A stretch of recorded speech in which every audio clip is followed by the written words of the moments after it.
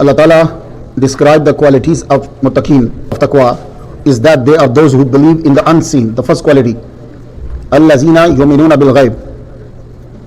The second quality of muttaqeen, that they establish salat. I told you last night what is the meaning of establishing. The third quality of the muttaqeen is that they spend from what we have given them. After mentioning the greatest of all physical forms of worship, salat, Allah Ta'ala says that the muttaqeen are also particular about spending from the wealth that Allah Ta'ala has granted to them. This verse refers to all the forms of spending in charity, whether it be farz like zakat and ushr, wajib like sadaqatul fitr, or optional. یہ qualities ہیں متقین کی. دو پہ ہم بات کر چکے, آج تیسری پہ بات ہوگی. وَمِمَّا ایک لفظ, وَرَزَقْنَاهُمْ وَمِمَّا رَزَقْنَاهُمْ رَزَقْنَاهُمْ دوسرا, يُنْفِقُونَ تیسرا. بس یہ تین اگر سمجھ گئے تو ہمارا نظام بہتر ہو سکتا ہے اور زندگی چینج ہو سکتی ہے.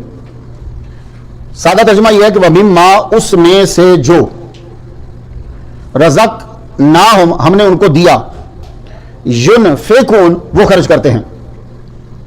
وَمِمَّا نے یہ بتایا کہ سارے پیسے آپ نے اللہ کی راہ میں خرچ نہیں کرنے. غور سے سنیے گا. وَمِم یہ اصل میں من ہے اور ما ہے, تو نون اور میم وَمِمَّا ہو گیا. تو من کا معنی ہوتا ہے تھوڑا, بازیت ہے تھوڑا. تو تمہارے پاس جتنی رقم دولت ہے وہ ساری نہیں خرچ کرنی, کیونکہ اسلام یہ نہیں چاہتا کہ تم سارے پیسے خرچ کر دو اور بعد میں بچے بیچارے رو رہے ہوں اور وہ ترس رہے ہوں کہ $5 کا جا کے دودھ کا ڈبہ لے آئے اور وہ آپ کے پاس پیسے نہ ہوں, تو پتہ چلے کہ آپ نے پیسے اللہ کی راہ میں دے دیے ہیں.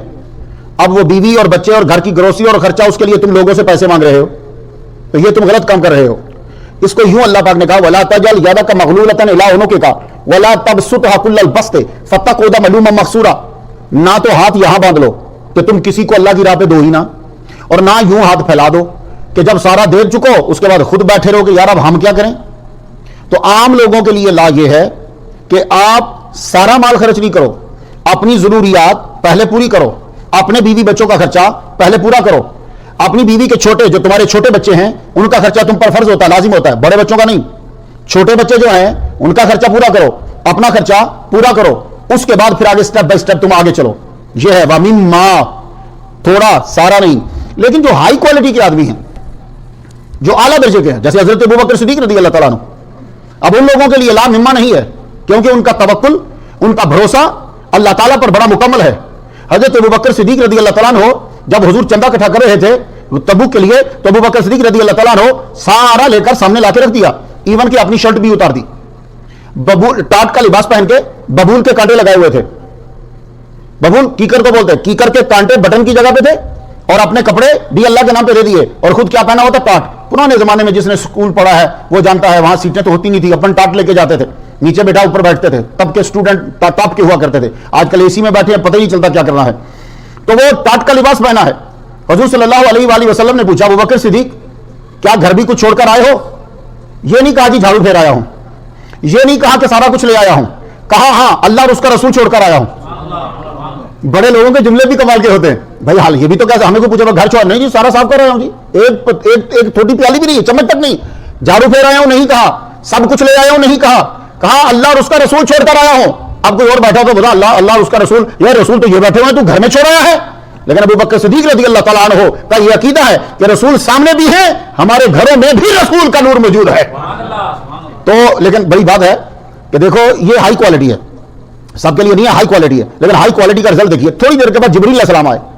جبریل علیہ السلام نے سیم ہی ڈریس پہنا ہوا تھا جو حضرت ابوبکر صدیق رضی اللہ تعالیٰ عنہ نے پہنا ہوا تھا, اسی طرح ٹاٹ اور ببول کے کانٹے لگے ہوئے. حضور نے پوچھا یہ آپ نے آج لباس کون سا پہنا ہوا ہے؟ کہا یا رسول اللہ نظر تو اٹھائیے, آپ آسمان کی طرف تو دیکھیے. حضور نے آسمان کی طرف دیکھا تو جبریل ہی نہیں, سارے فرشتوں نے وہی لباس پہنا ہوا جو ابوبکر صدیق رضی اللہ تعالیٰ عنہ نے پہنا ہوا. تو آپ لوگ تو فالو کرتے ہو پیرس کو, فرانس کو, کہ وہاں سے ماڈل کیا نکلے گا, لباس کیا نکلے گا, پھٹی ہوئی پینٹ نکلے گی, آپ پھٹی ہوئی پینٹ پہنیں گے. آپ کو شرم نہیں آئے گی یار میں پھٹی ہوئی پینٹ کیوں پہن رہا ہوں؟ کیوں پہنوں میں؟ اور حالانکہ جو پوری سلی ہوئی پینٹ ہے وہ سستی مل رہی ہے، پھٹی ہوئی مہنگی مل رہی ہے. ہمارے یہاں پرانے زمانے میں پھٹی ہوئی سستے ملتے تھے، پورے جو تھے وہ مہنگے ملتے تھے. یہ کیا ہے؟ یہ فیشن ہے. تو آپ فالو کرتے ہو کہ فرانس کیا کر رہا ہے، پیرس کیا کر رہا ہے. فرشتے فالو کرتے ہیں کہ ابو بکر صدیق کیا پہن رہا ہے، وہ لباس پہنا. یہ ہائی کوالٹی ہے مسلمانوں، یہ یاد رکھنا. شقیق بلخی رحمۃ اللہ علیہ گزرے ہیں، بہت بڑے بزرگ تھے. عبداللہ بن مبارک کے پاس بھیس بدل کر آئے، کہنے لگے آپ کے ہاں کیا ہے، تصوف کا طریقہ کیا ہے؟ تو فرمانے لگے کہ مل جائے تو صبر کرتے ہیں، مل جائے تو شکر ادا کرتے ہیں، نہ ملے تو صبر کرتے ہیں. وہ فرمانے لگے یہ تو ہمارے ہاں کتوں کا طریقہ ہے، کتے کو مل جائے تو شکر کرتا ہے، اللہ پاک تو نے دے دیا، نہ ملے تو بیٹھا رہتا ہے، صبر کرتا ہے.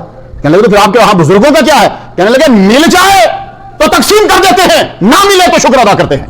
یہ ہائی کوالٹی ہے، ہائی رینک ہے. لیکن آپ لوگوں کے لیے، مجھ جیسے لوگوں کے لیے یہ کہ مما کچھ رزقناہم، جو ہم نے دیا ہے. ہماری اردو کے اندر رزق کا معنی ہوتا ہے روٹی، رزق کا معنی ہوتا ہے جو روٹی کے برابر کی چیزیں ہیں. تو جتنے کھانے پینے ہیں وہ ہم رزق میں شامل کرتے ہیں. لیکن عربی کے اندر اب یہ درس رہ چکے، اس لیے آپ لوگ یاد رکھا کرو، ایک بھی یاد کر لو بڑا ہو جائے گا. رزق کا معنی غور سے سنو، ہر وہ چیز جو ہر جاندار کے لیے، جتنے بھی جاندار ہیں اس کے لیے جو چیز فائدہ دیتی ہے اس کو رزق کہتے ہیں. پھر سنو، آپ رزق کو سمجھتے ہو روٹی چاول کھانا پینا، لیکن جاندار کو جو چیز فائدہ دے، جاندار جس چیز سے فائدہ لے اسے کہتے ہیں رزق. اب آپ اس کو پھیلا دو رزق کو، تو آپ یہ جو سانس لے رہے ہو آکسیجن، یہ رزق ہے. کپڑے جو پہنے ہوئے ہیں یہ رزق ہے، جوتا جو پہنا ہوا ہے یہ رزق ہے، جیب میں جو پیسے ہیں یہ رزق ہے، آپ جو علم استعمال کر رہے ہیں یہ رزق ہے، آپ اگر خوشبو استعمال کر رہے ہیں یہ رزق ہے، اور اگر کوئی چیز کھا رہے ہو یہ رزق ہے، پانی جو ہے یہ رزق ہے، روشنی یوز کر رہے ہیں یہ رزق ہے. جو چیز آپ اپنے فائدے کے لیے استعمال کر رہے ہو وہ سب کی سب چیز رزق میں آ جاتی ہے. تو اب کیا آیت کا ترجمہ ہوگا؟ وَمِمَّا رَزَقْنَاهُمْ، اس میں سے جو ہم نے دیا ہے، يُنْفِقُونَ، وہ اللہ کی راہ میں خرچ کرتے ہیں. تو اب جو آپ کو دیا ہے، یہ آپ کی سانس ہے، اس سانس میں سے سانسیں نکالو. بلکہ بزرگ تو کہتے ہیں کہ سانس اندر جائے یا سانس باہر آئے، دونوں میں ذکر خدا ہونا چاہیے. اللہ اور ہو، اندر جائے تو اللہ، باہر آئے تو ہو، کوئی سانس غافل نہیں ہونی چاہیے.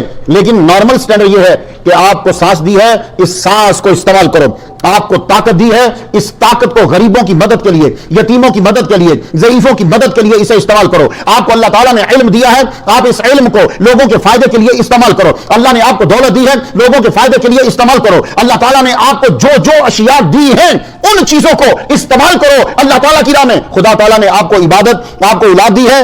4 بیٹے ہیں آپ کے، بیچ میں سے ایک بیٹے کو علم دین ذرا زیادہ سکھا دو. ویسے تو آپ سب کے لیے جو آپ کا فیلڈ ہے وہ علم حاصل کرنا آپ کے لیے فرض ہے، یہ یاد رکھیے.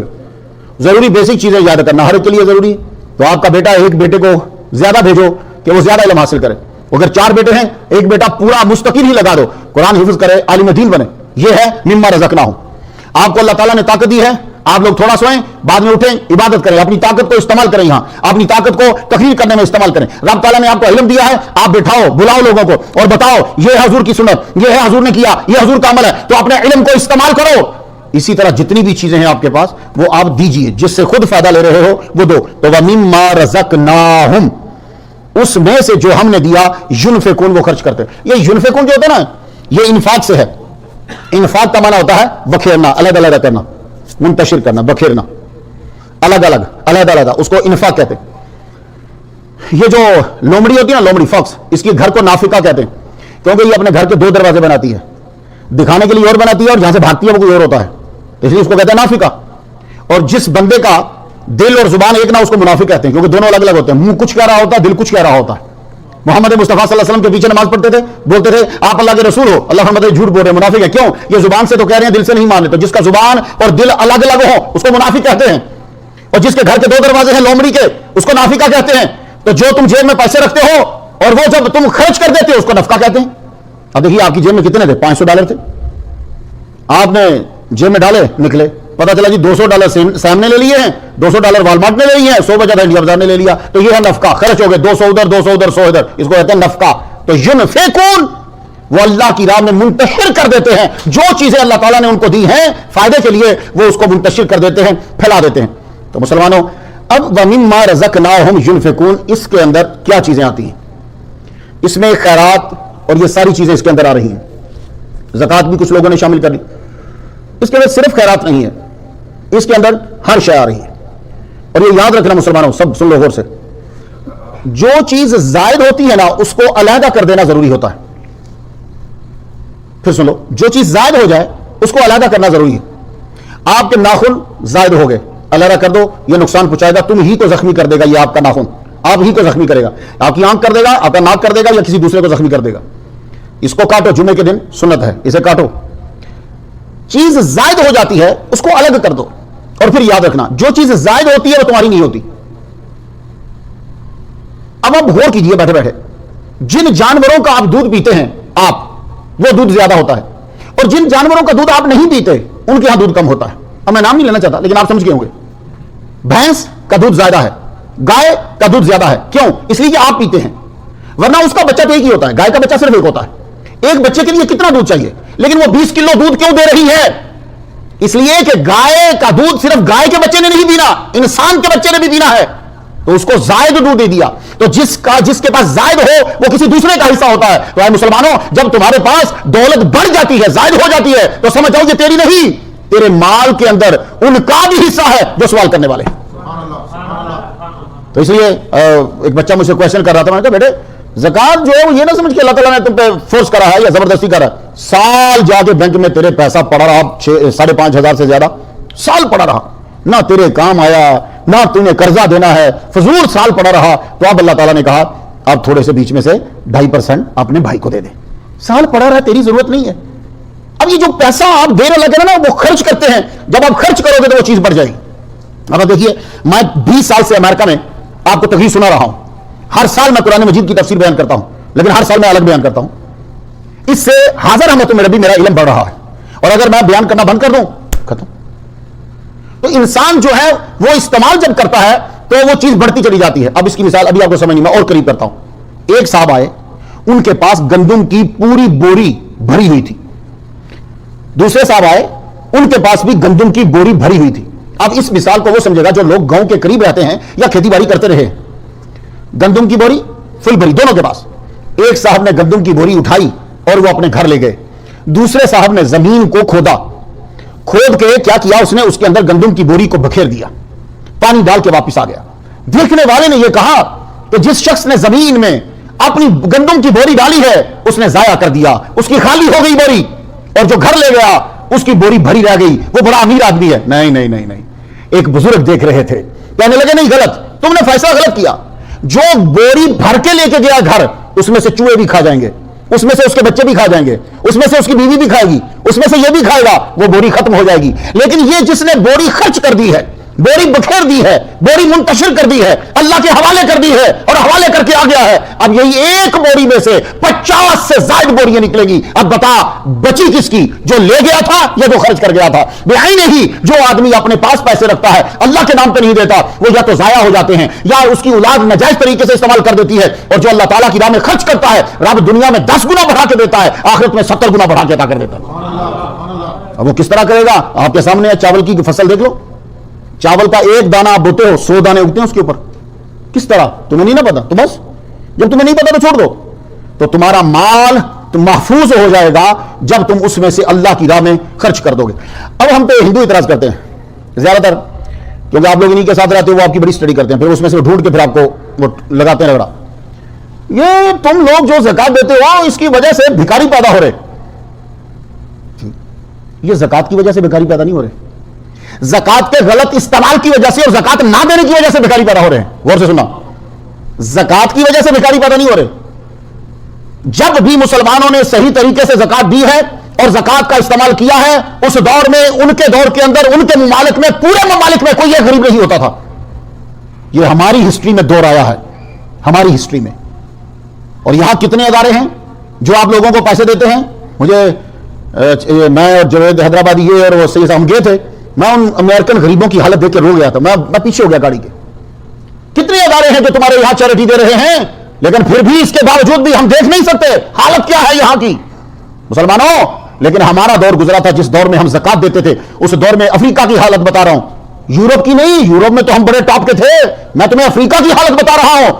عمر بن عبدالعزیز کا دور ہے، بندہ آیا، یہ زکات ہے، گورنر کہہ رہا ہے زکات کی ضرورت نہیں ہے گورنمنٹ کو، جا کے محلے میں بانٹا، وہ سارا دن ملک میں پھرتا رہا، پوری سٹی کے اندر کوئی آدمی نہ ملا، شام کو واپس آ کے کہا جناب صبح سے شام تک میں پھرتا رہا ہوں مجھے کوئی غریب نہیں ملا۔ یہ ہے زکات کا نتیجہ۔ یہ مسلمانوں نے زکات روک رکھی ہے، اس کی وجہ سے غریب نہیں ہے، بھیکاری نہیں ہے، یہ بھیکاری غلط استعمال کی وجہ سے۔ اور دوسری سنو، جہاں محمد مصطفیٰ صلی اللہ علیہ وسلم اور زکات کا استعمال اس وقت بڑی ضرورت کے تحت آدمی لے سکتا ہے، ہر آدمی زکات نہیں لے سکتا، سید زکات نہیں لے سکتا، سید کا نوکر زکات نہیں لے سکتا۔ بھائی صاحب کدھر سے آ رہے ہو؟ سید کا نوکر زکات نہیں لے سکتا، جتنا مرضی غریب بھوکا مر رہا ہو وہ، ہاشمی زکات نہیں لے سکتا چاہے بھوکا مر رہا ہو۔ جناب آپ کہاں جا رہے ہیں؟ بڑا سخت ٹائٹ اصول تھا، اور جو بلا وجہ بھیک مانگتا ہے قیامت کے دن جب آئے گا اس کے چہرہ مسخ ہو چکا ہوگا۔ تو مسلمانوں، آپ لوگوں نے اپنے رشتہ دار چھوڑ کر سرے عام دینے سے، یہ بھی آپ کی بھی کچھ غلطی ہے۔ یا یہاں اور لڑکی کھڑی ہوتی ہے اور اس کو پیسے دے رہے ہیں، میں اس کو کاہے کو پیسے دے رہے تمہیں پتا ہے مسلمان ہے؟ اکثر بلیک، اکثر عیسائی، رنگ ان کا وائٹ ہے وہ کرسچن، زکات مانگ رہے ہوتے، خیرات مانگ رہے ہوتے، تم دے رہے ہوتے انہیں، اور یہ پورا ایک گینگ بن گیا ہے، اور یہ مسلمانوں کو بدنام کرنے کے لیے ہے۔ مسلمانوں، قرآن مجید یہ کہتا ہے ان کو دو جو لپٹ لپٹ کے تم سے نہیں مانگتے، اور تمہارے خاندان میں بہت زیادہ ہیں، ان کو دو۔ تمہارا ادارہ ہے، تم اپنے ادارے کو دو، ان کو دیتے جاؤ گے، ان کو بتاؤ۔ ایک دفعہ تو جب میں وہاں تھا ہیوسٹن میں، اس کو پیسے دیے، دوسرے دن پھر آ گیا، مجھے $20 دو، مجھے گیس ڈلوانی ہے، تو ساتھ عورت بھی بٹھائی ہوئی ہے، ہم نے کہا ہم نے پیسے نہیں دینے، لڑائی شروع کر دی، کیوں نہیں دے رہے تم لوگ پیسے؟ تو مسلمانوں، اس سسٹم کو ذرا بہتر کرنا۔ سکھ قوم کو دیکھ لو، مرتا مر جائے گا، سکھ بھیک نہیں مانگے گا۔ کیوں؟ ان کو بتایا گیا ہے، محمد مصطفیٰ صلی اللہ علیہ وسلم نے سختی سے منع کیا بھیک مانگنے سے۔ بلکہ ایک صحابی آئے تو آپ نے تو ان کو کہا کتنے پیسے تیرے پاس، جا کے وہ پیسے لے کر آ۔ آپ نے ان کو کلہاڑا خرید کر دیا، فرمایا کہ جا اس پیسے کا کلہاڑا خرید، اب جا کے لکڑیاں کاٹ، اور لکڑیاں کاٹ کے بازار میں جا کے بیچ۔ مسلمانوں، یہ چیزیں ہمیں پیدا کرنا ہے۔ سب سے پہلے زکات خیرات جو ہے وہ اپنے گھر دیا کرو، اور نہیں پتا چلتا تو مسجد میں آ جائیں، تو ان کی ہیلپ کرو، اور وہاں ہیلپ کرو جہاں ضرورت ہے۔ جتنا میرا سن رہے ہیں اس وقت دنیا میں پورے، خاص طور پہ گاؤں میں جاؤ، وہاں کے مولوی کو دیکھو جس کی بیٹیاں جوان ہیں، وہاں کا دین پڑھانے والے شیخ الحدیث کو دیکھو جو بیچارہ سارا دن حدیث پڑھا رہا ہے، نعت خان کے اوپر 1 لاکھ مار دیا۔ وہ شیخ الحدیث جو حدیثیں پڑھاتا رہا وہ مر گیا بھوکا، اس کے اوپر مار دیے پیسے۔ مسلمانوں، جہاں دینا ہے وہاں دو۔ اچھا، پھر ایک بڑی بات ہے، جب کہا جائے اللہ کی راہ میں دو تو سمجھتے ہیں مولوی کو دینا حرام ہے۔ مولوی تو ویسے ہی بیچ میں سے کراس کر جاتے ہیں، حالانکہ عام بندے کو خیرات کرنے سے 10 گنا ثواب ملتا ہے، اور اگر تم نے مولوی کی ہیلپ کی ہے تو 70,000 گنا رب تعالیٰ ثواب عطا فرماتا ہے، اس لیے کہ وہ دین کے لیے لگا ہوا ہے۔ یہی وجہ ہے کہ جتنے سمجھدار انتظامیہ ہوتی ہے لوگ، وہ اپنے مولوی کو ٹھیک رکھتے ہیں۔ میں نے سنا تھا ایک دفعہ، اب پتہ نہیں یہ کس نے، کسی رائٹر نے کہا یا پریزیڈنٹ، کوریا کے اندر وہ بولے ہم سب سے زیادہ تنخواہ اپنے اسکالر کو دیتے ہیں۔ میں کہا وہ کیوں؟ تو اس لیے کہ یہ اسکالر، اس کو دولت کا اور کسی چیز کی پریشانی نہ ہو، یہ آرام سے بیٹھ کر اپنی تحقیق کرے اور تحقیق کر کے ہمیں دے۔ تو زکات کا اب آخری بات سنیے، بھئی اللہ کو راضی کرنا ہے تو ایک بات کرو، یہ کیا، یہ بھی کرو تو اللہ راضی ہوگا، یہ بھی کرو، یہ بھی کرو، یہ بھی کرو، یہ بھی کرو۔ یہ اس طرح کے فرقے پیدا ہوتے رہتے ہیں، وہ نئے نئے آتے ہیں اور آپ ان سے بڑے خوش ہوتے ہیں۔ یہ ایک بہت بڑا بندہ تھا، علامہ عنایت اللہ مشرقی، بہت پڑھا لکھا بڑا ذہین تھا، 4 سال کا کورس 2 سال میں کر دیا اس نے، انڈیا کو بھی پاکستان کو بھی، اس دور میں تو خیر پاکستان تھا نہیں، بعد میں بنا تو اس نے پیچھے لگا لیا سب کو۔ ایک بات، ایک چیز، اللہ ایک سے راضی ہو جائے تو سنو، انسان کا تعلق بہت ساری چیزوں کے ساتھ ہوتا ہے، اور ہر چیز کے اندر کہیں نہ کہیں وہ جرم کرتا ہے۔ بہت دھیان سے سنو، انسان زندہ رہنا چاہتا ہے، اس کو زندگی کے لیے بھی بہت ساری چیزوں کی ضرورت ہے۔ اب میں زندہ ہوں آپ کے سامنے، سب سے پہلے مجھے آکسیجن کی ضرورت ہے۔ اب میں کہوں یار نمی صاحب جب زندہ ہی رہنا تو سانس لو، روٹی مت کھاؤ، چلو روٹی کھاؤ پانی مت پیو، چلو پانی پی لو، کھجورے نہ کھانا افطاری کے ٹائم، اچھا تو چلو روٹی بھی کھا لو، کھجورے بھی کھا لو، ٹوپی سر پہ پگڑی نہ پہننا، اچھا چلو سر پہ پگڑی پہن لو، شلوار قمیض نہ پہننا، سبحان اللہ۔ تو زندہ رہنے کے لیے آپ کو بہت ساری چیزوں کی ضرورت ہے، آپ کو آکسیجن کی ضرورت ہے، آپ کو غذا کی ضرورت ہے، آپ کو پانی کی ضرورت ہے، آپ کو چائے کی ضرورت ہے، آپ کو کپڑوں کی ضرورت ہے، ان چیزوں کی ضرورت ہے زندگی کے لیے۔ تو بھائی اللہ کو راضی کرنا ہے تو بہت سارے شعبے ہیں، ان میں بھی بہت ساری چیزوں کی ضرورت ہے، تو ان میں سے ایک ہے اللہ تعالیٰ سے محبت کرنا۔ وہ محبت کے بنا تم صحیح طور پہ زندہ نہیں رہ سکتے۔ اب انسان کی باڈی کیا ہے، وہ دنیاوی محبت کی طرف بڑھتی ہے، تو جب دنیاوی محبت کی طرف بڑھے گی تو پھر برائی کی طرف جائے گی، تو وہاں ان میں سے ایک مال ہے، تو جب یہ مال سے انسان کا تعلق بڑا مضبوط تھا تو وہاں بھی ایک نیکی رکھ دی، وہ کیا، مال کی محبت تیرے اندر نہ آ جائے۔ یہاں ایک نیکی ہے کہ مال کو میری راہ میں خرچ کر، آپ سمجھائی کہ یہاں بھی ایک نیکی رکھ دی کہ مال کو میری راہ میں خرچ کر. اور واقعی یقین جانیے انگریز تک بھی اس کو تسلیم کرتا ہے. جب تمہاری پاکٹ خالی ہو جاتی ہے نا، خالی ہونے سے مراد یہ نہیں ہے مصیبتوں میں خرچ کرنے سے، جب تم اپنی جیب سے نکال کے کسی غریب کو دیتے ہو اور دیتے ہوئے جب پاکٹ خالی ہوتی ہے نا تو دل سکون سے بھر جاتا ہے، دل سکون سے بھر جاتا ہے. اسی لیے فقیر کہتے ہیں، فقراء کہتے ہیں دیکھ جیب خالی رکھ، جیب خالی کر دے، سکون آئے، دل خالی کر دے تاکہ محبوب آئے، محمد مصطفیٰ صلی اللہ علیہ وسلم کا نور تیرے دل کے اندر آ جائے. تو مسلمانوں یہ یاد رکھیے گا وَمِمَّا رَزَقْنَاهُمْ يُنْفِقُونَ، یہ ہے آپ کی تیسری کوالٹی اگر آپ نے قرآن مجید سے رہنمائی چاہنی ہے. اب آپ نے سوچنا ہے کہ ہمیں یہ خرچ کس جگہ پہ کرنا ہے جہاں استعمال بہتر ہو. تو مسلمانوں باقی سب لوگ سن رہے ہو، آپ اپنے گاؤں میں اور اپنے رشتہ داروں کو دو، لیکن ایک بات یاد رکھنا، رشتہ داروں کو دینے سے فائدہ کوئی نہیں ہوگا، الٹا وہ آپ کو 10-12 سال کے بعد گالی دیں گے، لیکن اس کا ثواب زیادہ ہے. یہ بات ہے، اسی لیے رشتہ دار کو دینے کا ڈبل ثواب ہے. رشتہ دار کو جب پیسے دو آنکھ بند کر لو اور بھول جاؤ کہ میں نے کبھی دیے ہیں اس کو، لیکن اس کا ثواب آپ کو ڈبل ہوگا. کیوں؟ رشتہ دار کبھی آپ کا شکریہ ادا نہیں کرے گا، کوشش کرے گا کہ آپ کو نقصان پہنچے. سمجھ آ گئی ہے؟ تو یہ شروع سے چلتا آ رہا ہے، کوئی نئی بات نہیں ہے، لیکن اس میں ثواب زیادہ ہے. تو آپ لوگ دیکھیے کہاں ہے، دین کو بڑھانے کے لیے اپنے پیسے کو استعمال کیجیے. یاد رکھیے دین کو بڑھانے کے لیے، لوگوں کو فائدہ پہنچانے کے لیے اپنے پیسے کو استعمال کیجیے. سرائے بنائیے، مسجد میں خرچ کیجیے، میلاد النبی پہ خرچ کرنا، 11ویں پہ خرچ کرنا، خیرات جو ہے وہ دینا، عالم دین کو دینا، علم دین کو حاصل کر رہا ہے کسی کی فیسیں جو ہے وہ ادا کر دینا، کسی بیمار کی دوائی لے کر دے دینا. یہ چیزیں انہیں استعمال کرو تاکہ وہ لوگ جو ہے وہ دین کی طرف آئیں. تو مسلمانوں خرچ تم آگے ہی کرتے ہو، یہ صرف باتیں ہوتی ہیں تاکہ تمہارا ایمان اور مضبوط ہو جائے. اگر تم خرچ نہ کرتے ہو تو تم یہاں نہ بیٹھتے. خرچ کرتے ہو، یہ تیسری تمہاری کوالٹی ہے متقی کی کہ جس کے پاس یہ کوالٹی ہو قرآن پھر اس کو ہدایت دیتا ہے. اللہ تعالیٰ آپ پر رحمت نازل فرمائے. وآخر دعوانا الحمدللہ رب العالمین. آمین. اللہم صلی علی سیدنا محمد وعلی محمد وعلی محمد وصحبہ محمد وبارک وسلم. یا رب لک الحمد کما ینبغی لجلال وجہک وعظیم سلطانک یا ارحم الراحمین. ہماری آج کی حاضری اپنی بارگاہ میں قبول فرما. پروردگار عالم یہ لوگ اتنی دیر تک بیٹھے رہے قرآن سننے کے لیے، یا اللہ تعالیٰ قرآن سننے کے سارے فوائد عطا فرما دے مالک. اور یا اللہ تعالیٰ ہمیں ان لوگوں میں شامل فرما قیامت کے دن جن کی قرآن سفارش کرے گا، اور یا اللہ تعالیٰ ان لوگوں میں شامل فرما جو جن کی قرآن کی سفارش جن کے لیے تو قبول فرما لے گا مالک. اے پروردگار عالم دونوں جہاں میں بھلائی عطا فرمانا، ذلت و رسوائی سے بچانا. یا اللہ تعالیٰ انہوں نے کام کیا، آرام نہ کیا، بلکہ یہ تراویح ادا کرنے آئے، تراویح کے بعد مجھ جنہ چیز سے قرآن مجید سمجھنے کی کوشش کی، بیٹھے اور سنتے رہے. اللہ سب کا اپنی بارگاہ میں قبول فرما لے. آج جس نے روزہ رکھا، جس نے افطاری کروائی ہے، پروردگار عالم یا گھروں میں بیویوں نے پکایا، یا اللہ سب کی عیسائی اور سب کا حصہ اپنی بارگاہ میں قبول فرما لے. یا اللہ تعالیٰ بیماروں کو شفا کلی عطا فرما، بے گھروں کو گھر عطا فرما.